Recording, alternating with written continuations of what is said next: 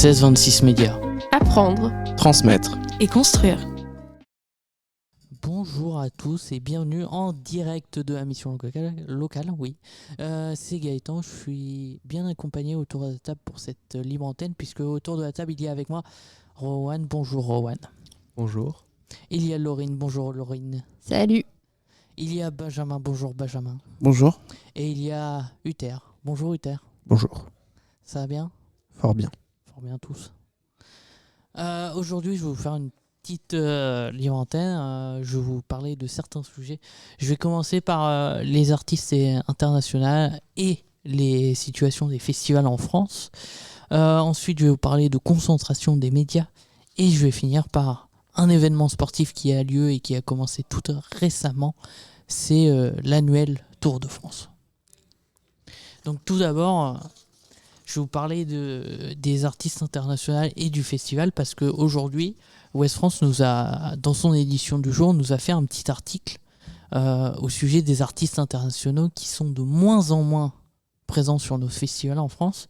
La raison, voire même les raisons, ce sont l'inflation et le Brexit qui en sont responsables, notamment en faisant monter les coûts des contrats des artistes, mais aussi de toute la logistique. Et il y a aussi, on peut rajouter le fait que les festivals francophones, ils ont moins en moins de points face aux festivals de nos collègues européens, notamment en Espagne, où au niveau des sponsors, ils ont eux le droit d'être sponsorisés par des marques d'alcool ou de tabac, ce qui fait que les dotations sont plus importantes, ou notamment dans l'Est, où c'est à peu près la même chose. Alors pourquoi Ouest France nous fait un article sur ce sujet ? Bien parce que récemment, il y a le groupe Blur qui a annulé sa venue à quelques festivals en France, dont un qui est pas très loin d'ici, c'est Beauregard, qui a lieu en ce moment même d'ailleurs, ou en tout cas ce week-end, si j'ai pas de bêtises, mais aussi et surtout et avant tout, puisque c'est une période estivale qui va mener à avoir plusieurs festivals. Festival, je fais des répétitions. J'ai une première question pour vous. Mais est-ce que vous aimez aller en festival ? Ah, Rohan. C'est pas que j'aime pas la musique, mais je trouve qu'il y a beaucoup de monde. Ok. T'en as déjà fait des festivals ? Oui. Comme quoi ? J'en ai fait, mais quand j'étais petit, et puis Ouais. pour moi, ça s'est un peu mal passé. Ok. Donc voilà. Il y a trop de monde. Oui, et puis il y a eu un problème. Ok. Lorraine, toi, t'es déjà allée en festival ? J'ai jamais fait de gros festival. Ouais. Le plus gros, je pense, c'est les Hétéroclites à Saint-Lô, et ça s'arrête là. Sinon, il y a les fêtes de musique, fêtes de la musique et tout. Mais sinon, non, j'ai jamais fait de gros festival. J'aimerais bien faire un jour le Hellfest pour voir. Ça peut être très très cool. Mais sinon, ouais, non. J'ai jamais été dans des gros festivals comme ça. Et le peu de festivals que t'as fait, c'est quelque chose que t'as aimé ou... En vrai, ouais, les Hétéroclites, je crois, je les ai fait 2 ou 3 fois et j'ai trouvé l'ambiance qui était cool. Après, ouais, comme l'a dit Rowan, il y a... qui dit festival dit beaucoup de gens, quoi. Et quand t'es pas à l'aise avec la foule et tout, ou même moi je sais que je suis pas à l'aise avec les personnes qui ont bu beaucoup d'alcool ou des choses comme ça, du coup en tant que fille je suis pas hyper sereine, je pense que j'irai pas toute seule dans un festival. Mais ouais, non, sinon l'ambiance elle est cool, les musiques sont bien, il suffit qu'il y ait des bonnes affiches, des bons groupes et tout, et c'est cool en vrai, il y a moyen de passer un bon moment. Ok. Benjamin, toi, les festivals, t'aimes ça ? T'y as déjà été ? Oui, j'aime ça, mais j'y suis jamais allé. T'aimes ça, mais t'y es jamais allé ? Je regarde sur YouTube ou quoi que ce soit, mais non, j'y suis jamais allé. Ok. Tu regardes les performances en différé, mais pas sur place. Oui, c'est ça. D'accord. C'est comment tu t'expliques ce choix ?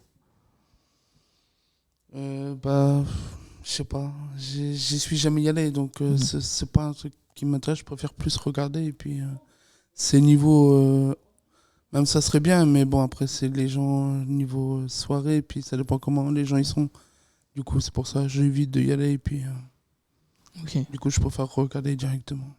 Ok. Mon petit Uther. Non et non. Non et non. T'aimes pas les festivals et t'en as pas fait. Non. Déjà, moi, je déteste la foule. Ça, c'est la raison principale pour laquelle j'aime pas et que j'ai pas envie d'y aller. Voilà. Sinon, après, ça permet aux gens de se retrouver, etc. Donc, c'est sympa pour les gens, mais pas pour moi. Et t'as déjà été dans un festival ou pas Non. du tout? Non. Et je ne compte pas y aller. Ok. C'est surtout pour Laurine là, la question, parce que tu es la seule à aimer un petit peu les festivals. Qu'est-ce que toi t'attends dans un festival? Bah déjà, de la bonne musique, mais Ouais. ça, c'est propre à chacun.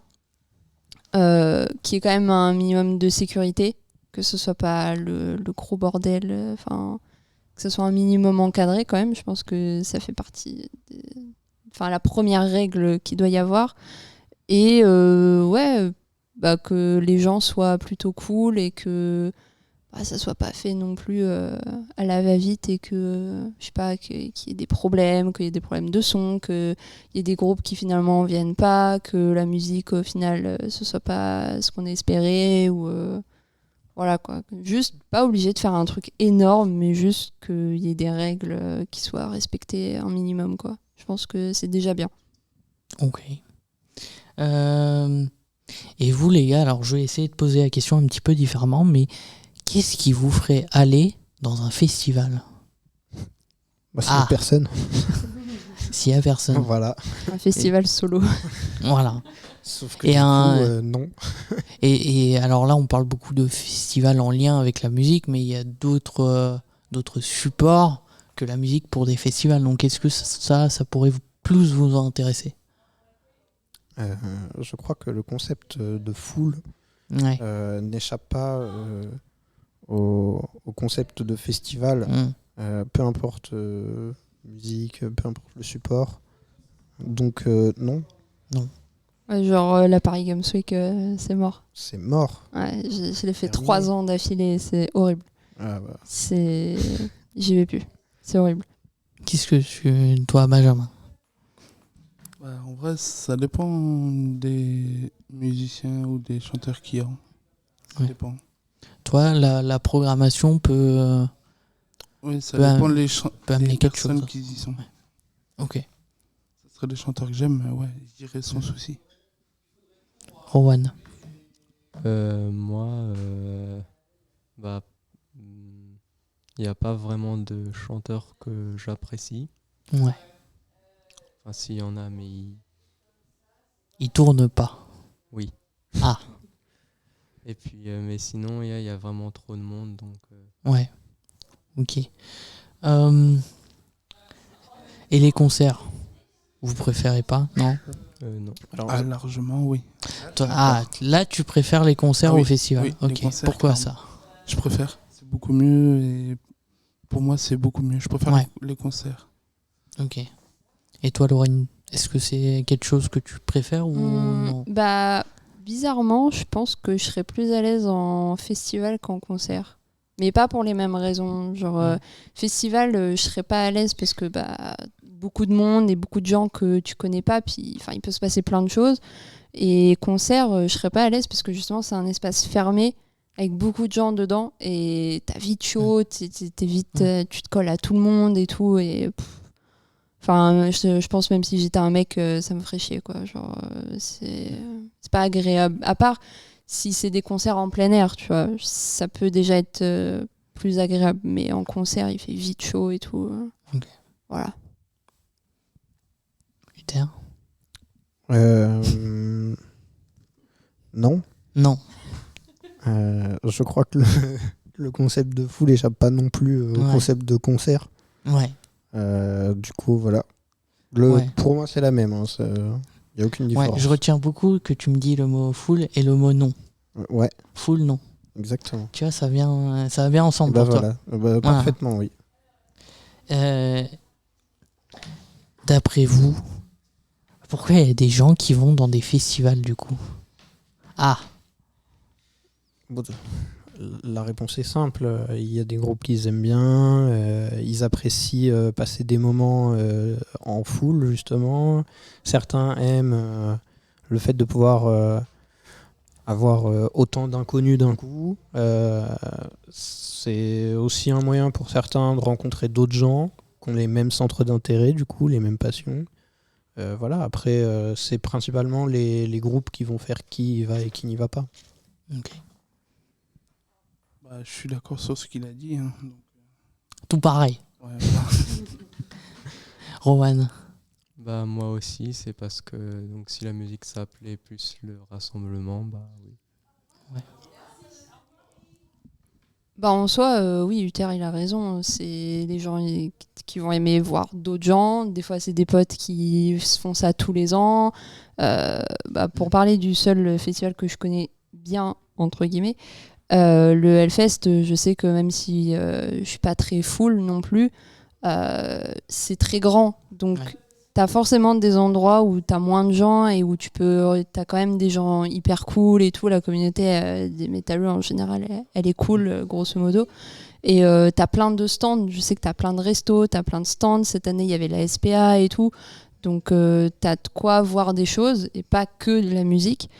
Et sinon, bah oui, les groupes, qui va en festival pour voir des gens qu'ils aiment pas. Voilà. En général, si t'aimes pas le métal, tu vas pas à un festival de métal. Mais ouais, non, puis il y en a, c'est des rendez-vous tous les ans, quoi. Genre, c'est des potes qui se connaissent une fois sur le festival, puis ils reviennent tous les ans. Et puis, c'est un peu, je pense pour des gens, c'est un peu comme une deuxième maison, quoi, clairement. Attention, petite transition.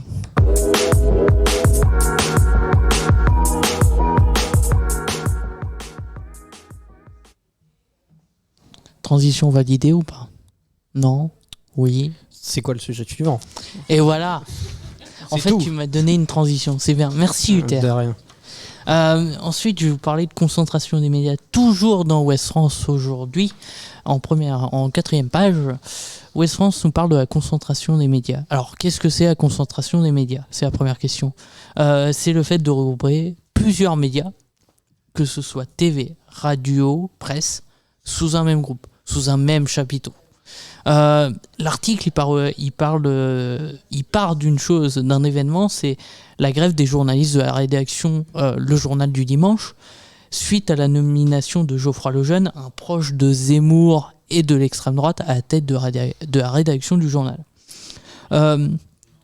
L'article, il évoque plusieurs choses. Donc déjà, qu'il y a de plus en plus de médias qui sont sous possession des grandes fortunes, des Drahi, des Xavier Niel, des Bolloré, de Lagardère, et d'autres familles aussi. Mais il y a quelques exceptions, notamment avec les exemples de Xavier Niel et Patrick Drahi, qui possèdent respectivement Le Monde et Libération, qui eux sont juste des financeurs, mais n'ont pas de pouvoir d'intervention sur la ligne éditoriale. Deux autres journaux qui ont une certaine liberté éditoriale, c'est Ouest France, donc qui est sous statut d'une association loi 1901, si je ne dis pas de bêtises, et Mediapart, qui a, je crois, un système de financeurs, mais non, je ne sais plus. Et je sais plus exactement quelle est l'appellation. C'est pas plutôt de l'autofinancement C'est pas exactement de l'autofinancement, mais c'est des financeurs qui n'ont pas le droit, qui ne doivent pas avoir le droit un certain droit de décision sur, je pense, les décisions de type quotidienne. Tu vois. Voilà. Juste, ma première question, c'est vous, est-ce que vous comprenez la grève qui est menée par les journalistes de la rédaction?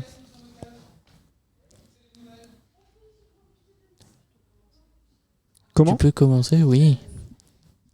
C'est bien, c'est celle qui s'y connaît le moins qui commence. Ah. En soi, la raison de la grève, c'est parce que y a quelqu'un qui est proche de Zemmour qui dirige le truc. C'est ça, en gros. Ouais, qui va arriver à la direction. Et donc, les journalistes sont un peu inquiets quant à leur liberté éditoriale et leur possibilité de travailler. Quant au futur de la ligne éditoriale. Exactement. Tout simplement. Bah, du coup, oui, je peux comprendre. Parce que tout le monde le sait et chacun son avis dessus. Mais Zemmour, il a pas des avis, des avis très sains, on va dire. Donc, en tant que journaliste, leur but, c'est pas de donner leur avis, c'est pas de diriger les gens juste d'une manière ou d'une autre, en mode faut voir les choses comme ça et pas autrement. Eux, ils sont juste là pour relayer les infos et faire en sorte que tout le monde soit au courant. Donc, j'avoue que si le journal il prend une direction plus qu'une autre, si les journalistes c'est pas leur délire et que c'est pas leurs opinions ni rien, bah oui, c'est pas cool pour eux, puis c'est pas leur métier quoi, surtout ils ont rien à faire là-dedans quoi, c'est pas le but de leur métier quoi.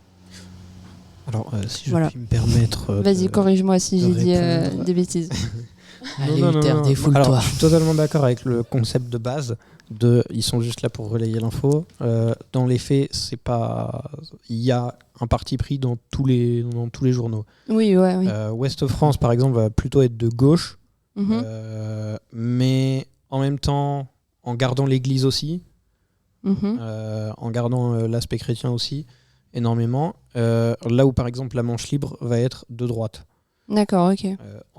En gardant aussi l'Église forcément, mais il y a un choix, par exemple, des infos qui sont traitées, qui donnent en fait qui donne un biais de lecture, et ça se voit pas forcément parce qu'ils choisissent en fait les infos qu'ils traitent et ils choisissent aussi la manière dont ils les traitent. D'accord, ok. Par exemple, et puis il y a une différence aussi entre ceux qui sont quotidiens et ceux qui sont hebdomadaires. Mhm. Ceux qui sont quotidiens vont avoir plus de fake news que ceux qui sont hebdomadaires. Oui, ouais. Parce qu'au quotidien, si tu as une semaine pour vérifier ton info, c'est short, ouais.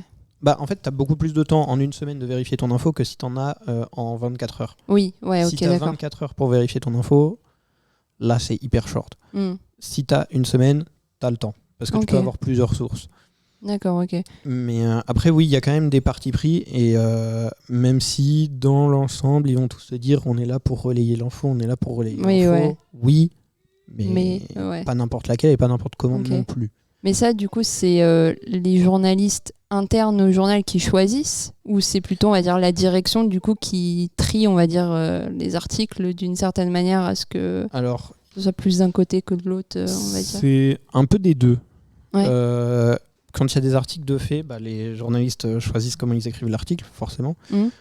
La plupart des journalistes vont pas avoir le choix que de faire quelque chose où ils relatent juste l'info, où ils doivent relater l'info. Mmh.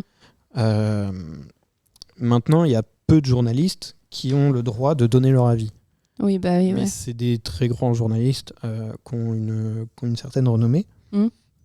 Après, les comment on appelle ça déjà ? Pas le chef d'édition, mais genre... Responsable d'édition, oui. Ouais, celui qui gère... la tête de... celui qui choisit les articles. Chef de rédaction. Le chef de rédaction, exactement, voilà. Merci, c'est en effet lui qui choisit les articles, mais c'est lui aussi qui va pouvoir dire on change le titre ou on le garde. Ouais, de manière à ce que ce soit... de manière à ce que ça soit présenté différemment de ce qu'ils veulent. Et parfois, tu peux trouver des super bons titres et ils disent non, on le prend pas. Mais par exemple, moi quand j'ai fait les interviews justement des candidats aux élections législatives, c'était avec la Manche Libre. Ouais. Et la Manche Libre, dès que c'était quelqu'un de gauche, fallait trouver le moindre truc pour le péter.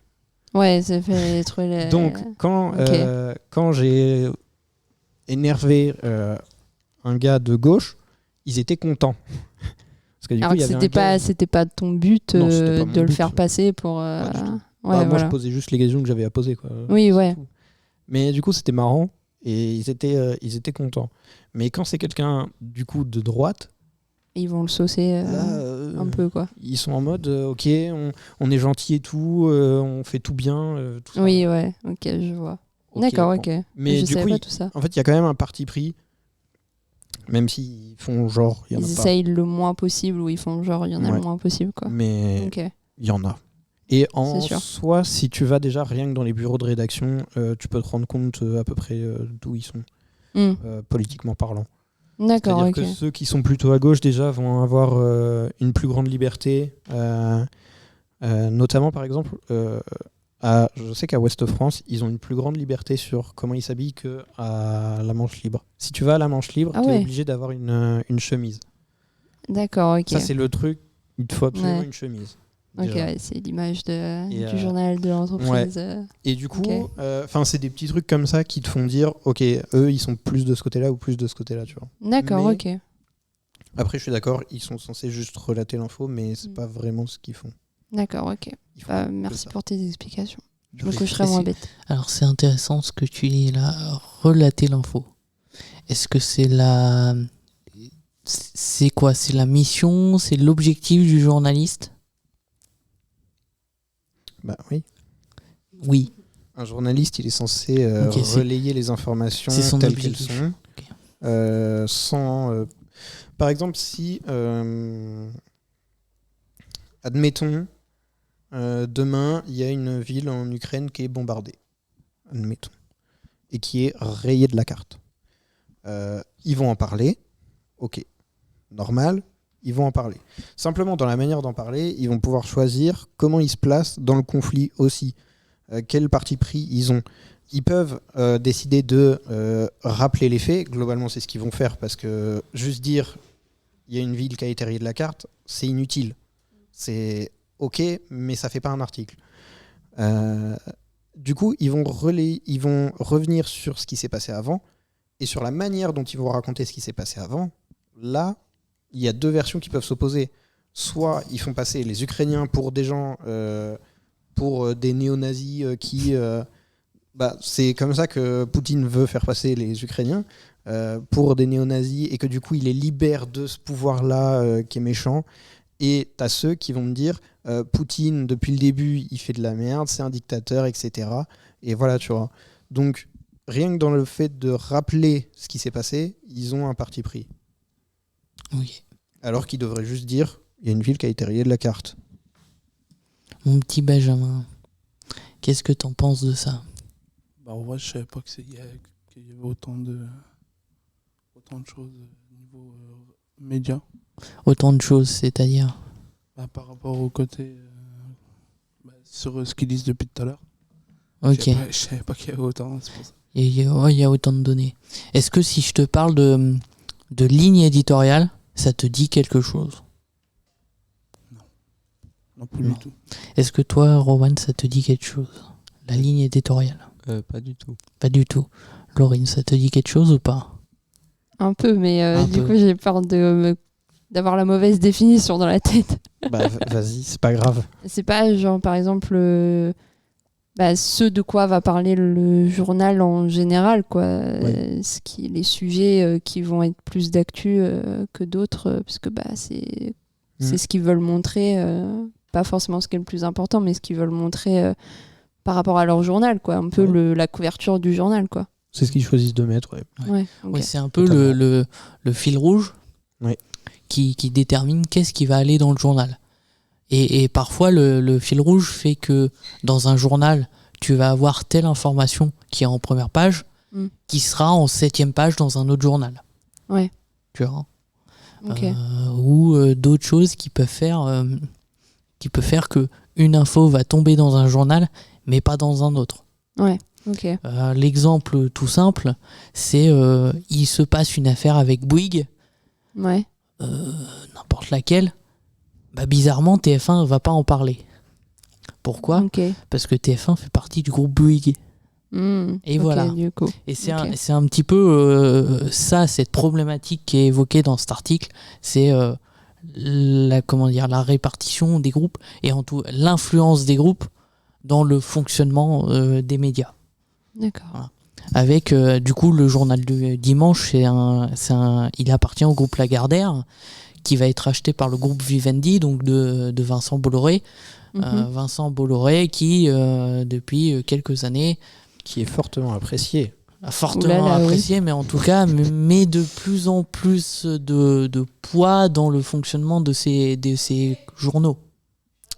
Et oui, c'est quelqu'un qui est très très critiqué, très souvent, partout. Ouais. Les critiques principales, alors il y a beaucoup de monde qui critique un petit peu n'importe comment, mais pour taper là où ça fait mal, en fait, faut aller voir en Afrique. Oui. Parce qu'il a des chantiers là-bas, il fait des choses qui polluent, qui détruisent, Ils sont pas bien. Il y a de l'esclavage moderne là-bas, enfin, des choses, voilà. Oui, qui sont pas Tout à censés fait. exister, quoi. Exactement. Ouais. Mais c'est en Afrique, donc ça va. Ils disent, ok, c'est pas en C'est pas France. grave. Tout va bien alors. C'est pas dans des pays développés, tout va bien. Mais du coup, il est énormément critiqué, d'autant que ça, si t'en parles sur ces chaînes, tu n'es plus sur ces chaînes. Ouais, bah moi, l'exemple qui me vient direct en tête, c'est, j'ai peur d'écorcher son nom, Louis Boyard, là, Louis Boyard, ouais. dans TPMP, qui a osé dire la vérité, enfin, ce qui est censé être la vérité, et où Hanouna, direct, il s'est passé de meilleurs potes à pire ennemi, et voilà, quoi. C'est pas le seul à avoir fait ça, hein. Il y en a eu d'autres Ouais. avant, et tous se retrouvent exclus du coup de C8. Ouais. Ah comme par hasard, quoi. Notamment C8, du groupe Ouais, en général. ok, d'accord. Ouais, ils se sont fait des ennemis, quoi. Oui, mais après, Bolloré est puissant, a de l'argent, surtout. Ouais. Et il fait de l'argent. Et Ouais. les gens le laissent faire parce que il a de l'argent. Et, Toujours l'argent. Hein. Exactement. Et donc, voilà. Mais après, ça, c'est pas un problème. Je pense pas que ce soit un problème actuel. C'est un problème qui existe déjà depuis longtemps. C'est un problème qui est bien ancré. Et qui ne bougera pas tant que l'État ne fera pas quelque chose. Et l'État ne fera rien. Donc, L'État voilà. va même faire chemin inverse. Je sais pas si vous le savez, vous avez un groupe qui s'appelle France Télévisions. Ouais. Est-ce que c'est France Télévisions? Oui. Ouais, c'est le groupe entier. Mais en fait, dans France Télévisions, il y a Radio France, il y a France Info et il y a France Télévisions avec les chaînes de télé. Et donc, Ok. tout ça est sous fonctionnement de l'État. C'est l'État qui met chaque C'est la année. fonction publique. C'est exactement. Et du coup, c'est l'État qui Fonctionnement choisit ce qui passe sur les chaînes ou juste eux, ils Non, s'en fichent un peu et Ils s'en fichent un peu, ils ont juste il y les a droits et juste l'argent, quoi. Ouais, ils financent. Ok. un organe de presse. Donc, comment il est financé? C'est la redevance télé, notamment, Ok, d'accord. qui Mais fait qu'il y a de l'argent. Sauf D'accord. que, justement, cette redevance télé va être supprimée. oui, ouais, c'est ce que j'allais dire. Il est censé plus en avoir bientôt, quoi. Voilà. Donc, Donc, ils vont c'est faire une comment grande question. techniquement? Comment ils vont faire? Ça va être racheté, ça va être privatisé. Je pense que ça va être privatisé. Oui, largement. C'est comme tous les autres médias vont être privatisés. Parce que s'il y a plus d'argent qui y va, ils ont plus qu'à être rachetés, quoi. C'est tout. Ouais. Donc ça va être privatisé et puis voilà.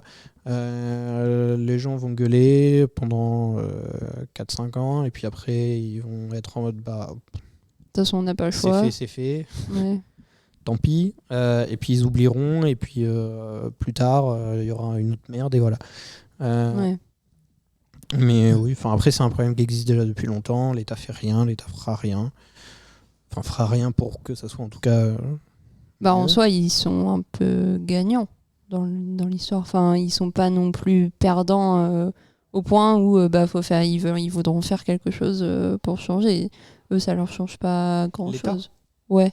Vu que c'est eux qui financent et que c'est eux qui ont les droits ou Mais c'est pas eux. Techniquement, c'est pas eux qui financent, c'est nous qui finançons. Oui. Sauf que Ouais. s'ils retirent l'argent qu'ils nous prennent, Ok. ils ont plus d'argent. Ouais. À la limite, s'ils trouveront un autre moyen veulent vraiment être gagnants sur le truc, il faudrait qu'ils continuent à prendre l'argent et privatiser en même temps. D'accord, ok. Et là, ils seraient gagnants, puisque niveau financier, ils prendraient de l'argent et ils ne le remettraient pas dans le groupe. D'accord, ok. Mais, ouais. Pour un petit peu clôturer le sujet et pas aller très loin, même si c'est hyper intéressant. Moi, le premier, je dis que c'est hyper intéressant. J'ai une question assez simple, c'est est-ce que vous lisez des articles? Non. Non, du tout. Je lis pas le journal et sur Internet, c'est très très rare. Ah, un petit peu sur Internet. Ouais. Ok. Des quotidiens nationaux, des hebdomadaires, des magazines. Je pense qu'il y a un peu de tout.